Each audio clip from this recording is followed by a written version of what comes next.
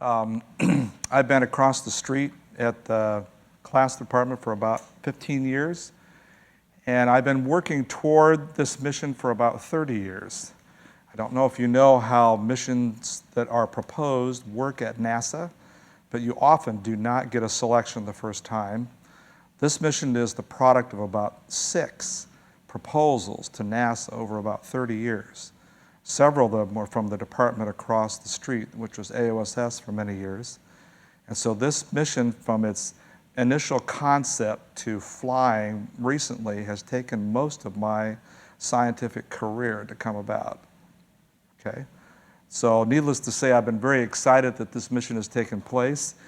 This mission is, I'm a co-investigator on this mission, and my job is to integrate the scientific results from several instruments together. And that means I have access to the data from all the instruments, and my students and I are able to make lots of discoveries by doing that. Okay, let's see here. You've seen this before. I just want to point out where Maven comes. It was launched in November 18th of 2013 and arrived in September the following year, the 14th, 2014. And this is an orbiter mission, obviously. This is also following the water theme that NASA has promoted for many years, but we're doing it a different way. All of the previous missions have focused on largely the history of the surface and its impact, its response to the climate. Maven's approach is providing the history of the atmosphere and addressing the other half of the story. Where did the water go that must have been present on the surface in the past? Mars' atmosphere, as we've heard, is cold and dry today, but there was once liquid water flowing prevalently over the surface, not just brine water that we've heard about most recently in the discoveries, but even more so in other less briny water. Where did the water in the early atmosphere go is our question. Water and carbon dioxide can certainly go into the crust, but it can also be lost to space. And that's exactly what Maven was designed to do, to follow this volatile loss and determine its quantification presently and extrapolate back into the past. This is an artist's conception of what might have happened. Mars once had an intrinsic magnetic field. It does not have one today. That magnetic field likely turned off in the past about 3.7 billion years ago, and the solar extreme ultraviolet radiation and the solar wind that blows past the planet from the sun strips away the atmosphere over that time period, resulting in the present thin atmosphere that we have today. So this is the other half of the story. Where did the water go? It can be sequestered in the regolith, in the soil, in the polar caps. It can also be lost out the top of the atmosphere. To solve the problem, you need to address it from that vantage point. There's geological and mineralogical features on the surface, these fluvial fans here.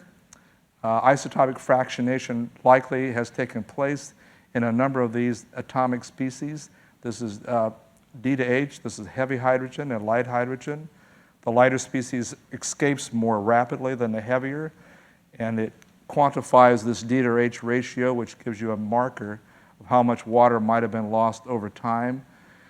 This last picture here shows ions being lost from the planet, and I'll come back to that in a minute.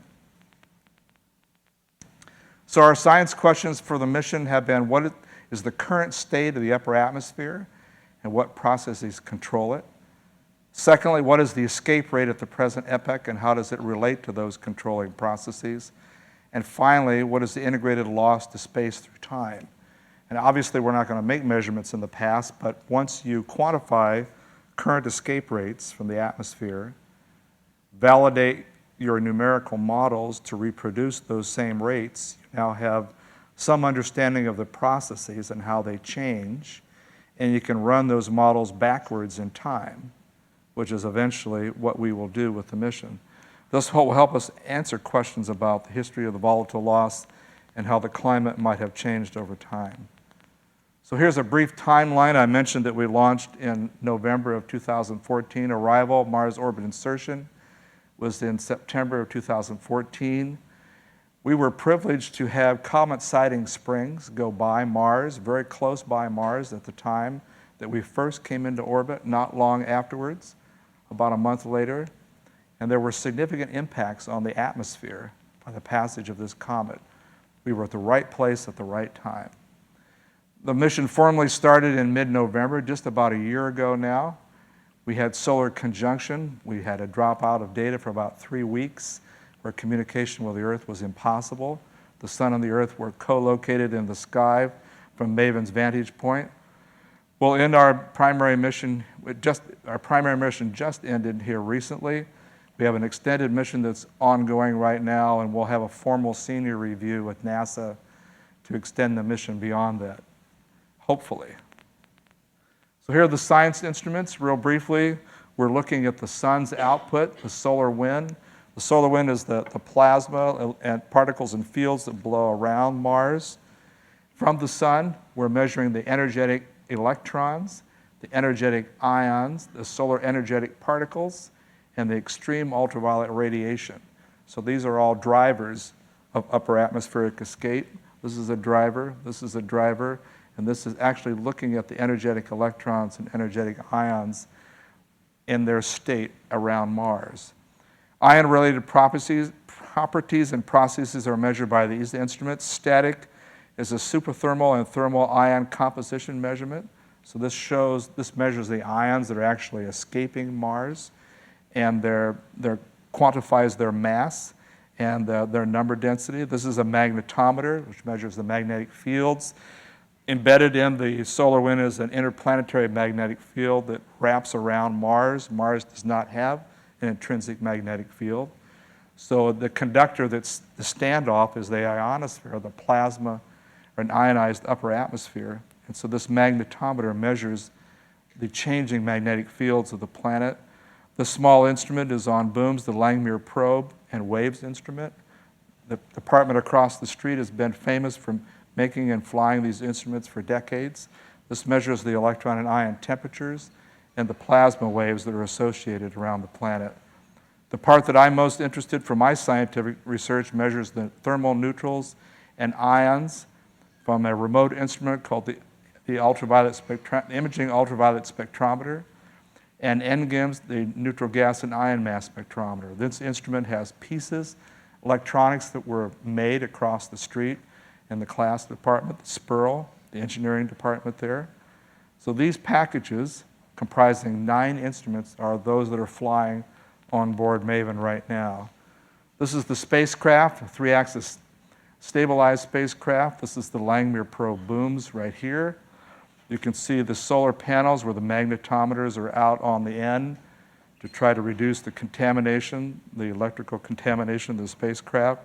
This is our articulated platform, the APP, on which the ultraviolet spectrometer and static and NGIMS are located. So you can point this into the RAM, into the wind for the NGIMS, the mass spectrometer, to operate properly. And you can also do scanning for the ultraviolet spectrometer, looking at limb scans across the disk. So this is a cartoon of the kind of science we're trying to do, escaping the atmosphere. There are plasma processes, I'll not go through all these, and neutral processes, presumably all driven by the sun.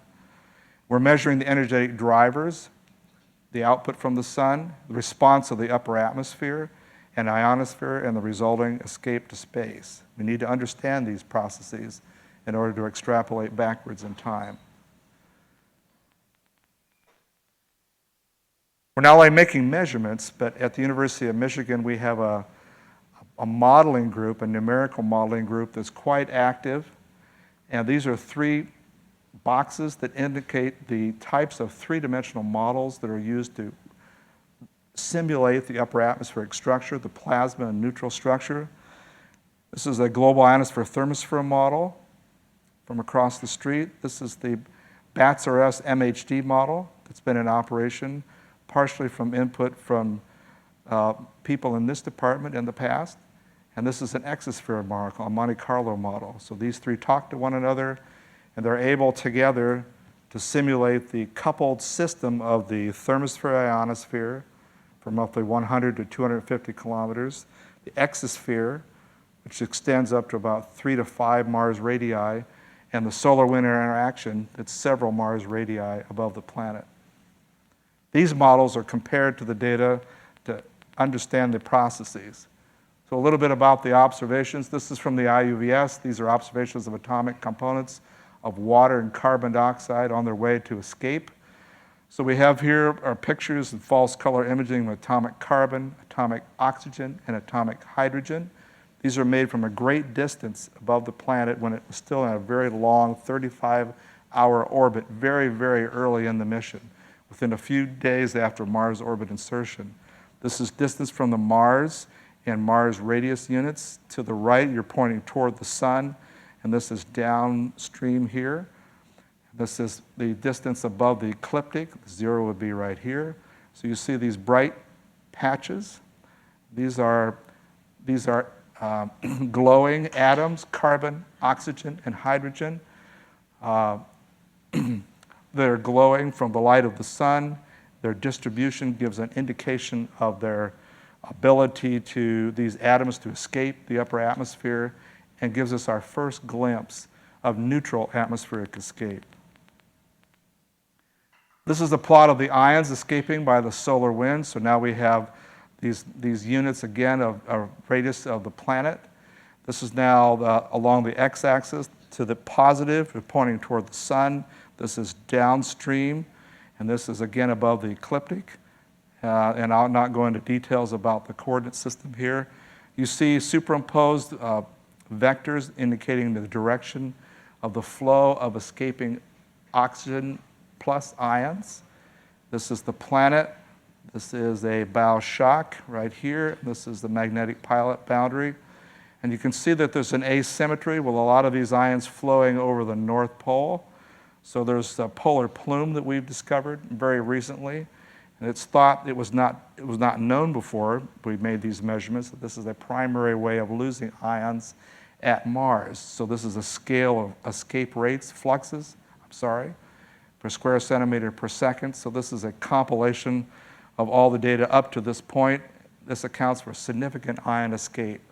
So these are just two examples that we're beginning to quantify the escape rates from the planet.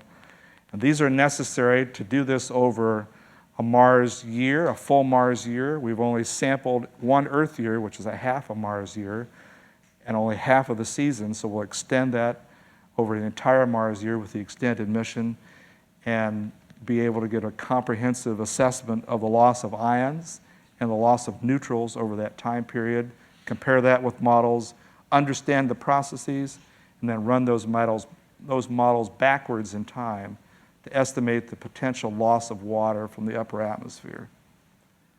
So I'll end with just a few of my comments, and we'll come back to this.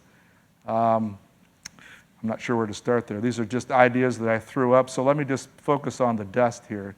The dust of the lower atmosphere warms the lower atmosphere and actually impacts the upper atmosphere, so I'm interested in it. And my friend Nelson Reno across the street made this comment recently: dust is going to be a big problem in the exploration of Mars. And these are some of the things that I pulled out from watching the movie and reading the book. The wall of dust for local storms seems to be consistent with the spacecraft observations that I've seen. There are dust devils that are quite prominent in the atmosphere at present time. And regional and global dust storms combine to give a dust environment at the planet that changes with season. And the major dust storms that I'm familiar with occur on a time scale of about 5 years or so, and not every Mars year. We desperately wanted to see one in our first year in orbit around Maven, with Maven around the planet. This would have given us some insight into the coupling of the lower and the upper atmosphere. We did not see a major dust storm this year, but we're hoping for one next year. And I'll come back to these later with the questions that we'll have. Thank you.